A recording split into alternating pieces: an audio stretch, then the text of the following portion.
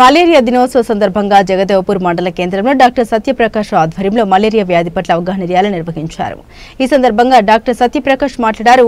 సమాజంలో ప్రతి ఒక్కరూ ఇంటి వద్ద నీటి నిల్వ లేకుండా చూసుకోవాలని, వ్యక్తిగత మరియు పరిసరాల పరిశుభ్రత పాటించాలని, మలేరియా వ్యాధి వల్ల వచ్చు అనర్థాలు నివారణ చర్యల పట్ల సూచించారు. ప్రపంచ ఆరోగ్య సంస్థ సూచన ప్రకారం 2030 వరకు మలేరియా నిర్మూలన జరగాలని, దీనికి ప్రజల సహకారం ఉండాల్సిందిగా కోరారు. ఈ కార్యక్రమంలో supervisor Jayaswarupa, health assistant Jitender Reddy, Suresh Kumar, ఏఎన్ఎంలు మంగా, శివలక్ష్మి, నర్సింగ్ ఆఫీసర్స్ కల్పన, నాగరాణి, ఆశా కార్యకర్తలు స్వరూప, ఉమారాణి, బాలమణి, నిర్మల, కవిత, స్వప్న, మౌనిక, ప్రాథమిక ఆరోగ్య సిబ్బంది తదితరులు పాల్గొన్నారు.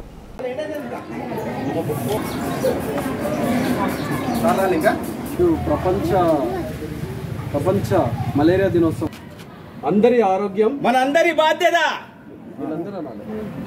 దోమకాడ గురి కాకండి, నిల్వ నీరు ఉంచకండి, దోమల్ని పెంచకండి. ముందు జాగ్రత్త మిన్న పరిసరాలు శుభ్రంగా ఉంచుదాం, ఆరోగ్యాన్ని కాపాడుకుందాం, దోమల వృద్ధిని అరికడదాం, వ్యాధులు ప్రతి ఫ్రైడే పరిసరాల పరిశుభ్రత పరిసరాల పరిశుభ్రత దోమల్ని అరికట్టడం పరిసరాలు శుభ్రంగా ఉంచుదాం, ప్రతి ఒక్కరి బాధ్యత. పరిసరాలు శుభ్రంగా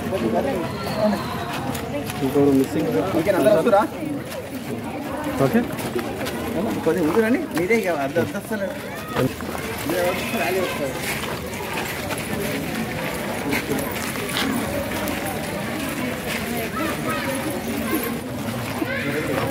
మన ఆరోగ్యం మన చేతుల్లోనే, అందరి ఆరోగ్యం మనందరి బాధ్యత. అందరి ఆరోగ్యం మనందరి బాధ్యత. అందరి ఆరోగ్యం మనందరి బాధ్యత.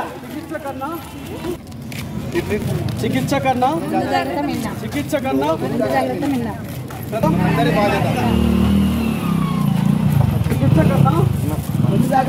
25 ప్రపంచ మలేరియా దినోత్సవం చేయడం జరుగుతున్నది. ఈ మలేరియా దినోత్సవం రోజు కేవలం అంటే మలేరియా అరికట్టాలి, 2030 వరకు కంప్లీట్గా దీన్ని మలేరియా తుదముట్టించాలని చెప్పేసి మన యొక్క ప్రభుత్వాలు చాలా కంకణబద్ధులై ఉన్నారు. దీనికి సంబంధించింది ముఖ్యమైన ఏంటంటే పరిసరాల పరిశుభ్రత పాటించడం అనేది అతి ముఖ్యమైనది. దీంట్లో భాగంగా ప్రతి ఫ్రైడే డ్రై డే పాటిస్తున్నాము. ప్రతి ఫ్రైడేనే కాకుండా మంగళవారం ప్రతిరోజు మనము ఫ్రైడే లాగానే చేస్తూ ఉండాలి.